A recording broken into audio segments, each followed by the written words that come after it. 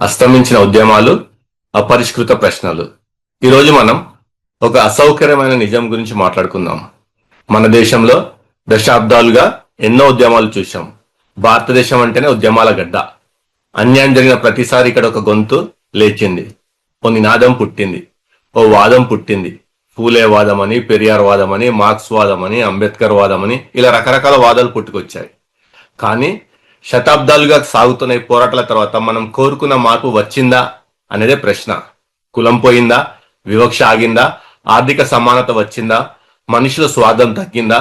చరిత్రలో వచ్చిన ప్రధాన ఉద్యమాలన్నింటినీ ఒక క్రమ పద్ధతిలో విశ్లేషించి ఈ సమస్యలకు అసలైన విరుగుడు ఎక్కడుందో ఈరోజు తెలుసుకుందాం. మొదటిగా 19వ శతాబ్దంలో మహాత్మా జ్యోతిరావు ఫూలే గారి గురించి చెప్పుకోవాలి. ఆయన ఒక గొప్ప విషయాన్ని గుర్తించారు. విద్య లేకపోవడం వల్లే శూద్రులు, అతిశూద్రులు అణచివేతకు గురవుతున్నారు అని. అందుకే ఆయన అక్షరాన్ని ఆయుధంగా ఇచ్చారు.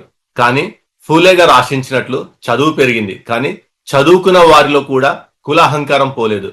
విద్య మెదడును నింపింది, కానీ మనిషి హృదయంలోని కులద్వేషాన్ని కడగలేకపోయింది. తర్వాత దక్షిణాన పెరియార్ గారు వచ్చారు.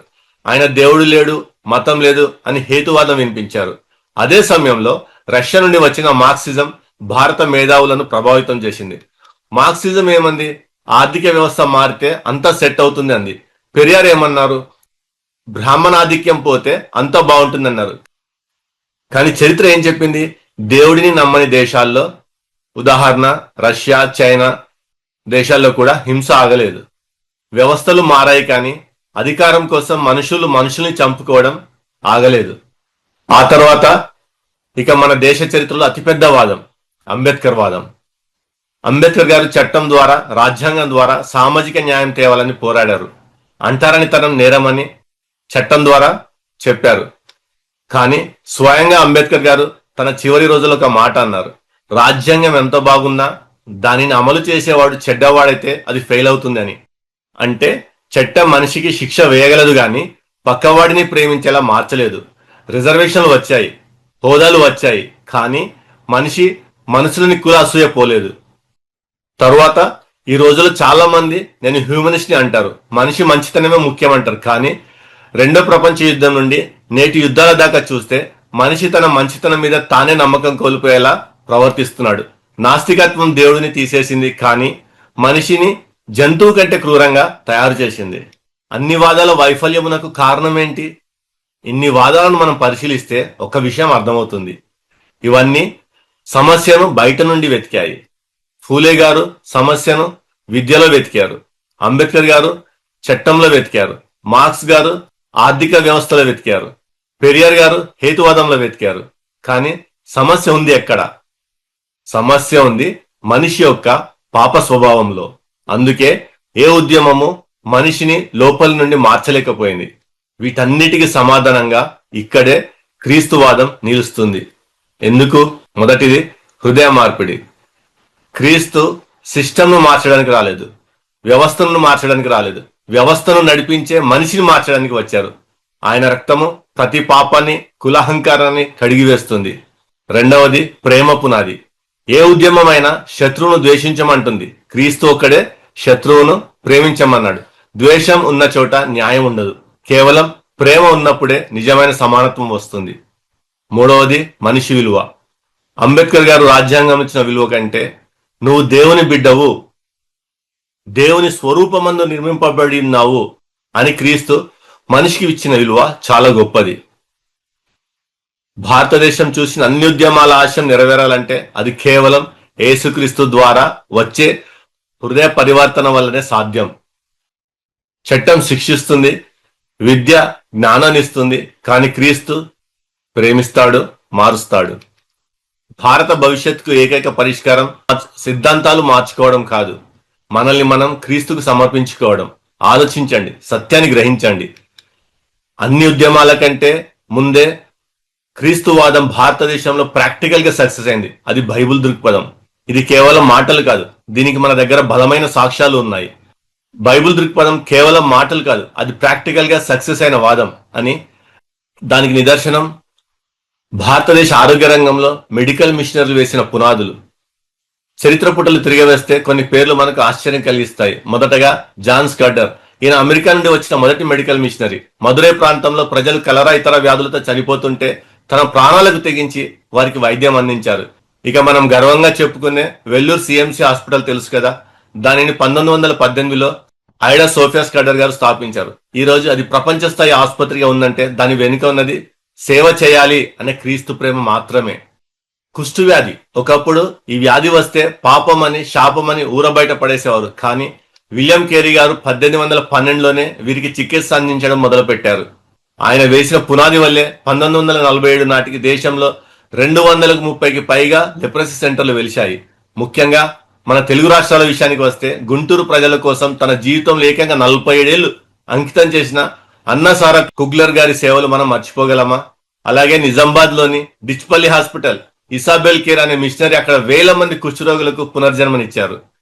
ఇక్కడ నేను అడిగే ప్రశ్న ఒక్కటే, ఏ ఉద్యమమైనా మనుషులను కలపాలి అని నినాదాలు ఇస్తుంది. కానీ ఈ మిషనరీలు ఏ నినాదాలు ఇవ్వలేదు, కులం చూడలేదు, మతం చూడలేదు, రోగిలో దేవుడిని చూశారు. దేవుని స్వరూపమందు సృష్టింపబడిన మనిషిని చూశారు.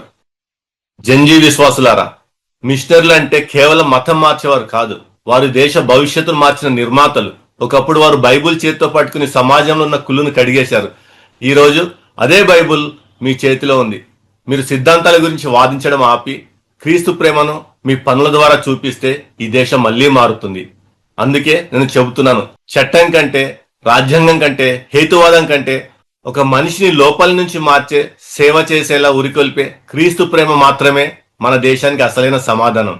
మిషనరీలు అంటే కేవలం ప్రార్థనలు చేసేవారే అనుకుంటే మీరు పొరబడుతున్నారు. ఆధునిక భారతదేశ ఆర్థిక వ్యవస్థకు, పరిశ్రమలకు వారు వేసిన పునాదులు చూస్తే మీరు ఆశ్చర్యపోతారు. ముందుగా విలియం కేరీ. ఈయనను ఆధునిక మిషన్ల పితామహుడు అంటారు. కానీ ఆయన కేవలం బైబుల్ అనువాదకుడు మాత్రమే కాదు, బైబుల్ బోధకుడు మాత్రమే కాదు, భారతదేశానికి మొట్టమొదటి స్టీమ్ ఇంజిన్ తెచ్చింది ఆయనే. మన పబ్లిషింగ్ రంగం కోసం విదేశీ కాగితం మీద ఆధారపడకుండా ఇక్కడే స్వదేశీ కాగితం తయారు చేసి సాంకేతికతను అభివృద్ధి చేశారు. గమ్మత్తైన విషయం ఏంటంటే ఈ రోజు మనం వాడుతున్న సేవింగ్స్ బ్యాంక్ అనే కాన్సెప్ట్ ను మన దేశానికి పరిచయం చేసింది కూడా ఈ మిషనరీయే. అలాగే వ్యవసాయ రంగాన్ని తీసుకోండి. శామ్ హిగ్గిన్ బాటమ్ అనే మిషనరీ భారతదేశంలో ఆధునిక వ్యవసాయం, డైరీ ఫార్మింగ్ ఎలా ఉండాలో నేర్పించి ఒక అగ్రికల్చరల్ యూనివర్సిటీని స్థాపించారు. ఇక మన తెలుగు రాష్ట్రాల జీవనాడి గోదావరి తీరంలో ధవళేశ్వరం ఆనకట్ట. సర్ ఆర్థర్ కాటన్ పేరు మన అందరికీ తెలుసు. కానీ ఆ ఆనకట్ట నిర్మాణంలో, ఆ కాలువల తవ్వకంలో జాన్ ఈ క్లౌ అంటే మిషనరీల కృషి, వారు ప్రజలను ఆ కరువు కాలంలో ఎలా ఆదుకున్నారో చరిత్ర చెబుతోంది. నేను అడిగేది ఒక్కటే, ఏ ఉద్యమమైనా సమానత్వం గురించి మాట్లాడుతుంది. కానీ ఈ మిషనరీలు సమానత్వంతో పాటు ఆర్థిక స్వావలంబన, ఎకనామిక్ ఇండిపెండెన్స్ నేర్పించారు. మనిషికి కేవలం పరలోకం గురించి చెప్పడమే కాదు, భూమి మీద గౌరవంగా బతకడానికి పరిశ్రమలు, బ్యాంకులు, సాగునీరు అవసరమని గుర్తించి వారు ప్రాక్టికల్ గా చేసి చూపించారు. జంజీ విశ్వాసులారా, ఈ రోజు మనం స్టార్టప్స్, ఇండస్ట్రీస్ గురించి మాట్లాడుకుంటున్నాం. కానీ 100 ఏళ్ల క్రితమే సేవను వ్యాపారాభివృద్ధితో, సర్వీస్ విత్ డెవలప్మెంట్ ముడిపెట్టి మన దేశాన్ని ఆర్థికంగా నిలబెట్టిన ఘనత బైబుల్ దృక్పథానిది. దీన్ని ఏ సిద్ధాంతం కాదనగలదు. అందుకే నేను అంటున్నాను, భారతదేశానికి కావాల్సింది కేవలం నినాదాలు కాదు, క్రీస్తు చూపిన ఈ నిర్మాణాత్మకమైన మార్పు. భారతదేశానికి మిషన్లు ఇచ్చిన గొప్ప కానుక ఏంటో తెలుసా? అది అక్షరం, విద్య. ఒకప్పుడు మన దేశంలో విద్య అనేది కేవలం కొన్ని వర్గాలకు, కొంతమందికి మాత్రమే పరిమితం. అది ఒకరి ఆధీనంలో, ఒకరి గుత్తాధిపత్యంలో ఉండేది. కానీ ఆ విద్యను కూడా సార్వత్రికం చేసింది క్రైస్తవ మిషనరీలు. వారి యొక్క గుత్తాధిపత్యాన్ని ఛేదించి, భేదించి ఆ విద్యను అందరికి అందుబాటులోకి తీసుకొచ్చింది కూడా క్రైస్తవ మిషనరీలే. క్రైస్తవ మిషన్ వచ్చిన తర్వాత విద్య చుట్టూ వారు కట్టిన ఆ గోడలు బ్రద్దలయ్యాయి. విద్య అందరికి అందుబాటులోకి వచ్చింది. 19వ శతాబ్దం నాటికే దేశం నలుమూలల వేల సంఖ్యలో స్కూల్స్, కాలేజీలు వెలిశాయి. అణగారిన వర్గాలకు, గిరిజనులకు, ముఖ్యంగా ఆడపిల్లలకు స్కూల్స్ తెరవబడ్డాయి. క్రీస్తు ప్రేమతో వచ్చిన మిషనరీలే ఈ కార్యాన్ని చేశారు. వారు కేవలం ప్రార్థనలు నేర్పలేదు, వారు మనకు ఆధునిక విద్యా విధానాన్ని పరిచయం చేశారు. ఈరోజు మనం చదువుతున్న సైన్స్, మ్యాథమెటిక్స్, హిస్టరీ ఇవన్నీ మన సిలబస్ లోకి రావడానికి నాడు వారు వేసిన పునాదే కారణం. కేవలం చదువు మాత్రమే కాదు, దానితో పాటు నైతిక విలువలు, మోరల్ టీచింగ్స్ నేర్పించారు. మనిషికి తెలివితేటలు ఉంటే సరిపోదు, వ్యక్తిత్వం ఉండాలని వారు నమ్మారు. అందుకే మిషనరీ సంస్థలో చదువుకున్న వారు సమాజంలో అత్యున్నత విలువలతో రాణించారు. నేను అడిగేది ఒక్కటే, భారతదేశంలో ఈరోజు ఉన్న ఏ పెద్ద ఉద్యమమైనా, ఏ విప్లవమైనా విద్య గురించి మాట్లాడుతోంది. కానీ ఆ విద్యను ఏ భేదం లేకుండా అందరికీ ప్రాక్టికల్ గా అందుబాటులోకి తెచ్చింది మాత్రం బైబిల్ దృక్పథమే.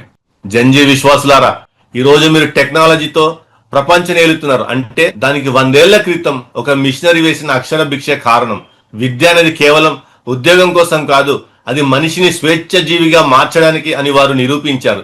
ఈ అక్షర విప్లవం వెనుక ఉన్న అసలైన ప్రేరణ యేసుక్రీస్తు. ఈ సత్యాన్ని మనం ఎందుకు దాచాలి? మన పూర్వీకులు వేసిన విద్యా పునాది మీద మనం ఇప్పుడు నవభారత రాజ్యాన్ని నిర్మించాలి. అది క్రీస్తు చూపించిన విలువలతోనే సాధ్యం. మనం ఒక చేదు నిజం మాట్లాడుకోవాలి. ఒకప్పుడు మన దేశంలో అరాచకాలు, అనాచారాలు అన్ని మతం పేరుతోనే చట్టబద్ధం చేయబడ్డాయి.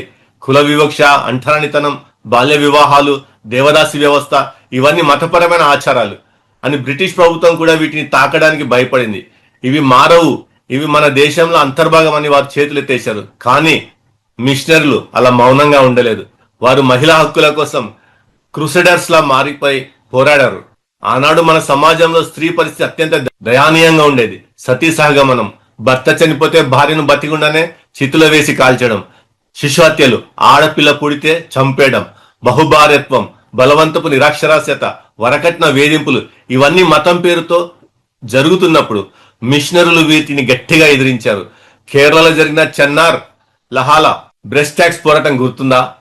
అణగారిన వర్గాల మహిళలు పైవస్త్రం ధరించి హక్కు కోసం పోరాడినప్పుడు మిషనరీల మద్దతు వారికి కొండంత అండగా నిలిచింది.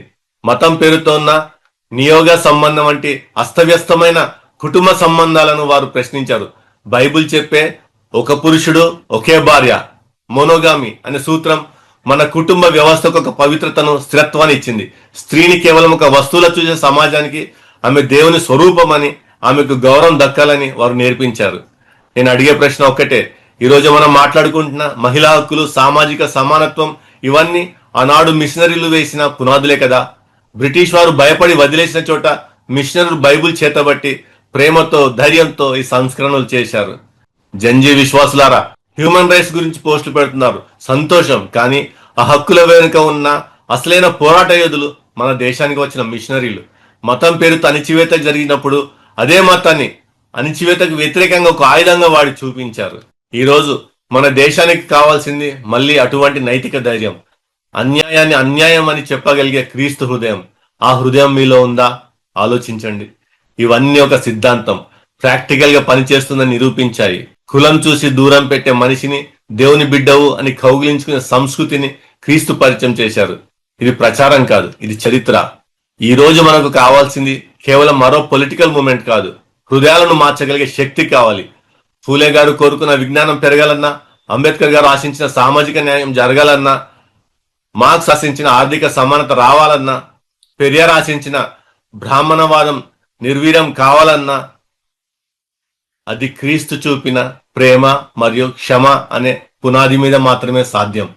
ద్వేషంతో అణచివేతను జయించలేం, అది కేవలం ప్రేమతోనే సాధ్యం. ఇక ఈ తరం జంజీ విశ్వాసులకు నాకు విన్నపం, మీరు రీల్స్ లో, మీమ్స్ లో, కీబోర్డ్ వార్స్ లో మీ సమయాన్ని వృధా చేయకండి. మన పూర్వీకులు బైబిల్ పట్టుకొని సమాజంలోకి వెళ్లి సమాజాన్ని మార్చారు, ఆ విధంగా ఈ దేశాన్ని కట్టారు.